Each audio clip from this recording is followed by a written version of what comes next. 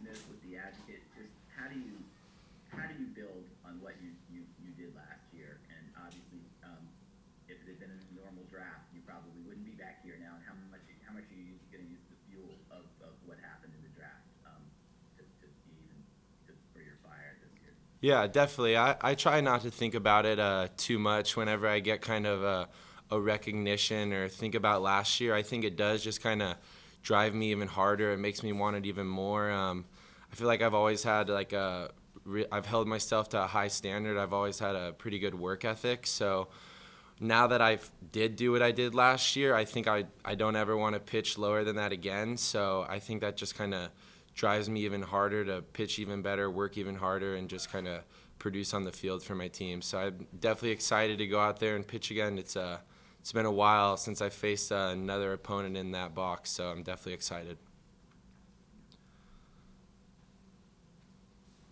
What were your feelings as you watched the draft? I mean, and your name, I mean, obviously it's a shortened draft, and your name wasn't called. Yeah, I mean, I was definitely disappointed. I definitely talked to some teams and got some interest, but I think it was more just with the shortened season last year and from talking to a lot of scouts, it was more just a lot of people didn't get to see me in time. I know I was a junior college guy, so I don't think I was very high on a lot of people's radars. I think if I had pitched a few more weeks or gotten a full season, I think I would have got drafted where I deserve. But I mean, I'm very happy to be back here. I think we definitely had some unfinished business, and I definitely want to go to regional and even compete in the College World Series. So coming back, I'll get my degree now, and I'll be able to compete and finish everything that we left off last year. So I'm definitely excited about that. I was disappointed about the draft, no doubt, but I mean, I'm not worried about it now. I think everything happens for a reason. Everything works out in time. One of the things that sets you apart is your repertoire, your command of your repertoire. Just how did you develop that? I think so. I actually didn't start pitching till my senior year of high school, but when I pitched then, I was topping 85 miles per hour then. I didn't really have the cleanest mechanics, but I always did have my command for my fastball, curveball, and changeup. And then once I got to junior college, I got with a really good pitching coach, Bobby Shore. I think I was able to develop a lot more there. And then by the end of my second year in junior college, I was able to develop a slider that I had never thrown until then. And then once I got to Tulane, I think I kind of polished my changeup and got it a lot better. I think when I'm out there on the mound, I'm just competing against the other team. I don't think too much into my mechanics, which I think is why I'm so successful at throwing strikes. I think some guys have like a lot of mechanical cues that they have to focus on, but for me, it's really simple. Just close hard, ball out in front, and I think it normally does the rest. Because since you're a creature of habit, I mean, you're a routine guy. It's disappointing you don't have the same red tote bag. What's he talking about, and what did you change to? So the red bag, unfortunately, I had that one from Palomar my junior college days, but I left a banana in there and it got kind of rotten, got kind of all over some of my gear, so I had to change it out. I got like a black duffel bag now, but I mean, I think that one will work out just fine. But there was definitely a lot of jokes last year about the red duffel bag, so I won't forget that one. Just the routine, how important is that to you? Just you talk about you do everything with a purpose. Yeah, I think it's very important to me. I think it's more just I always want to be healthy. I don't want to ever have an injury, so I think that's kind of where the routine started. Whether I'm throwing 60 feet or if I'm going to go out there and throw 7 innings, I kind of do my same routine every single day, and I think that's the best way to have my body feeling good. So I think it's important for everyone as a player to kind of develop a routine, whether it doesn't need to be as long as mine or as thorough as mine, but just having something that you can do like every single day, I think that kind of gets you in a routine, and I think that helps a lot as a player. Obviously, it was a short sample size, but do you feel like you've got the right mindset to build off of last year? When I think you admitted the worst stuff you had was the day you threw a no-hitter in your starts last year. I mean, there's a lot to live up to based on those 4 starts. Just that you feel pretty comfortable with. Yeah, I definitely feel comfortable building off last year. I think I continued to do that this fall. I think I kind of picked up right where I left off. I think kind of my work ethic and like how you're talking about my routine is what's going to keep me pitching the same, hopefully. I mean, last year's numbers were pretty like incredible. They even kind of surprised me a bit. So I hope I pitch the same this year, but I'd say that's definitely the mindset. I'm definitely not going to ever think about like how I used to pitch. I think now that I've had that success, that's how I want to pitch and go out there every time. So that's my expectation as well.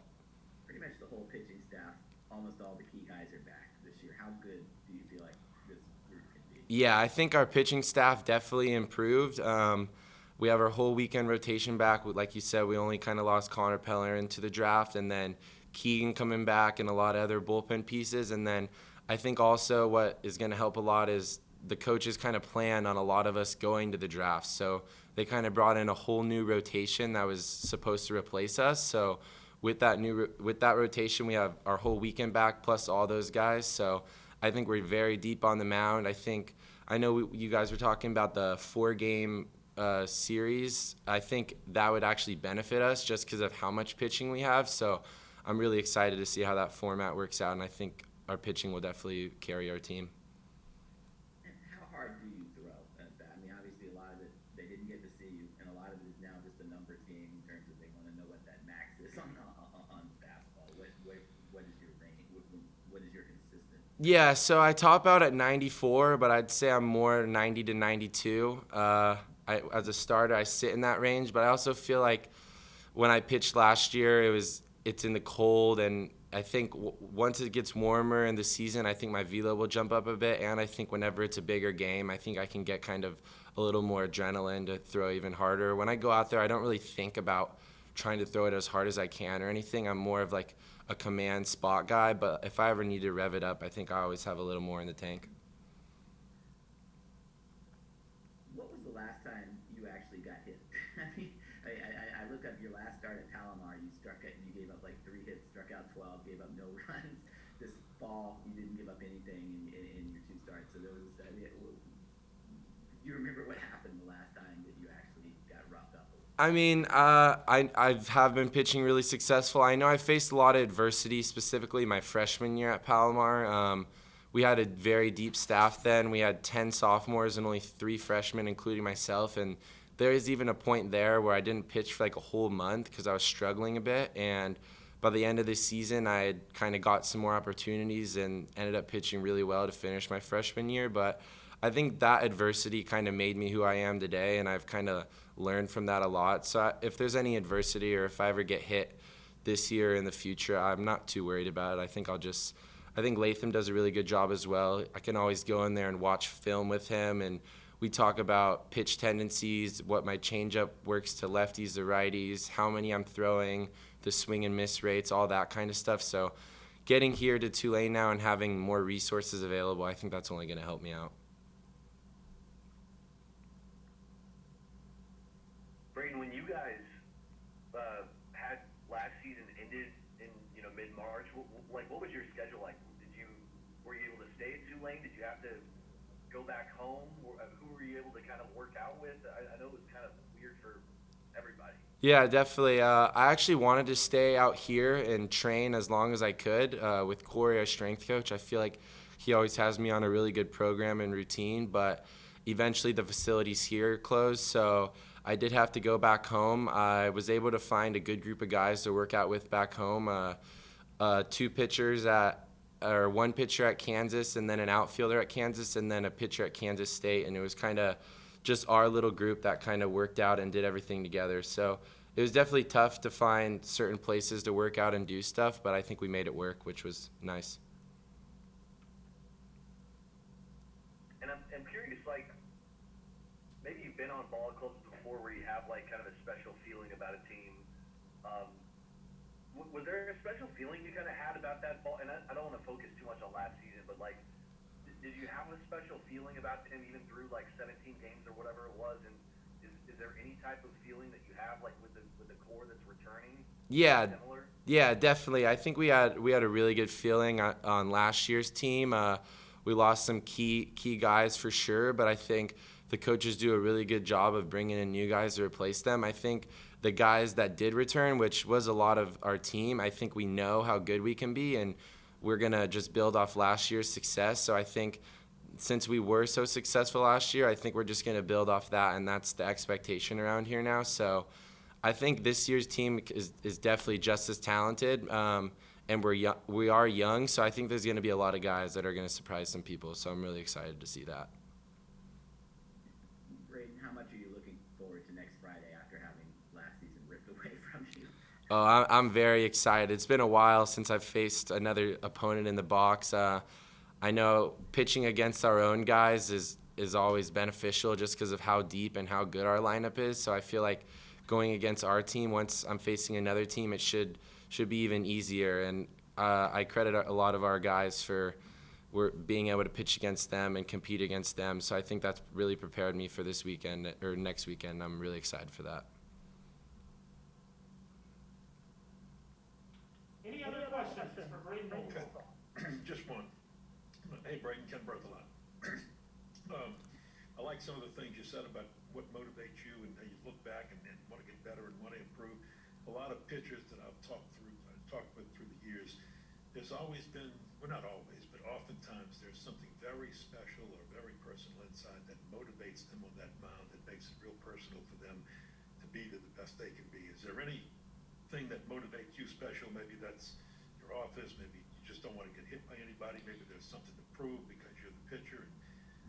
Just anything special that helps motivate you to be your very best and accomplish what you talked about in these questions and answers this afternoon. Yeah, definitely. I think it kind of started off from when I was younger. My brother growing up, he was a senior, and he played baseball when I was a freshman. So I think I always credit him for getting my work ethic from him. I kind of always saw how he worked. He was out there hitting on the tee every night, hitting after practice, doing all those things. So I think that's where I kind of got my work ethic from. And then just going to junior college, I mean, I didn't know how how much longer I was going to be playing baseball because you never really know if you're going to get picked up from there. And I was definitely lucky enough to get to Tulane. And now that I'm here, I've kind of got the draft interest and stuff like that. So just being how close I am to playing professional baseball, I think that's what really drives me and keeps me going forward. And then I think everyone that's I'm from Oceanside, I think everyone that's from Oceanside always kind of wants to do it for their city. There's definitely a strong connection back home, so I want to do it for all my friends and family back home as well. Thank you, appreciate it. Thank you. Any other questions for Braden? Braden, my last thought, this is probably a dumb thought, but you've grown the cabbage out a little bit. Was that like a pandemic decision, like no haircuts? I mean, Or what? I wouldn't say it was specifically a pandemic situation, but I have never grown my hair out this long. I think I was kind of starting to grow it out, and I was pitching well. So, I mean, most baseball players are really superstitious, and I would say I'm kind of superstitious about it now. I don't really want to cut it, want to keep the flow going. It does get annoying sometimes. It's a lot to maintain, but it looks good coming out of the baseball hat, and I think it's my good luck charm, I guess I'll say, going forward. So. That's not to make up for the red duffel bag that's not here anymore. The- hair takes the place of the black duffel bag and the hair replaced the red duffel bag, so we'll go with that. Good stuff. Anything else for Braden? All right, thank you very much, everyone, for joining our virtual media day. The season starts next Friday. We'll have credentials available for you throughout the week next week if you'd like to come out and cover the team next week as we play Louisiana and Lafayette. Again, thank you for jumping on the virtual media day today, and we'll talk to you later. Thank you. Hey, Tom. Yes. Hey, are they having practice today with the weather, or is it Yes. practice? They are. They are? Yes. Am I able to come out to practice at any Yes. point? I mean, are they going out on the field? Is it? Yeah. Yeah, you can come out. We start at 3, and we're scrimmaging today, so it should be like 8 or 9 innings. Okay. Yeah, you're welcome to come out, Andrew. Okay, cool. I'll see y'all 3 then. All right, sounds good. Thanks, everyone. Thanks, guys, appreciate it. Thanks, Tom.